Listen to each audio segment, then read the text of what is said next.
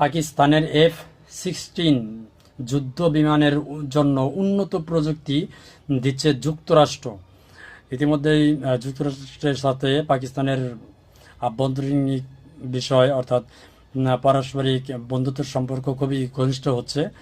পাকিস্তানের যুদ্ধবিমান বহরের জন্য ৬৮,৬০,০০,০০০ ডলার মূল্যের উন্নতি প্রযুক্তি ও সহায়তা পরিষেবা বিক্রির অনুমোদন দিয়েছে যুক্তরাষ্ট্র।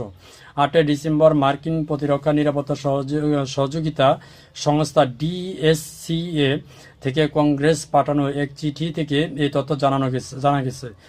এই প্যাকেজে রয়েছে লিঙ্ক-16 ডেটা লিঙ্ক সিস্টেম, ক্রিপ্টোগ্রাফিক সরঞ্জাম, এভিওনিক্স বিমান চলাচল সরঞ্জাম, হালনাগাদ কারণ প্রশিক্ষণ এবং ব্যাপক লজিস্টিক্যাল সহায়তা। এই সহায়তা যদি পাকিস্তান পায়, তবে পাকিস্তানের যে সামরিকভাবে আরও অনেক ডেভেলপড হবে। তো আসলে আমাদের বাংলাদেশে এরকম প্রযুক্তির আসলে ব্যবস্থা বা দ্রুত দরকার।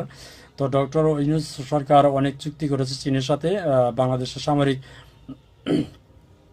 কিছু যুদ্ধ বিমান আনার জন্য।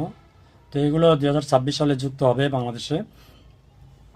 তো যাই হোক, এগুলো আসলে আমাদের বাংলাদেশের জন্য খুবই প্রযোজ্য এবং দরকার। তো আমরা চাইবো যে কোনো দেশের সাথে মিলে বাংলাদেশের প্রযুক্তি খাত এবং যুদ্ধ সরঞ্জাম আরও উন্নত করার জন্য। আপনার কি মনে হয় বাংলাদেশের দরকার কিনা?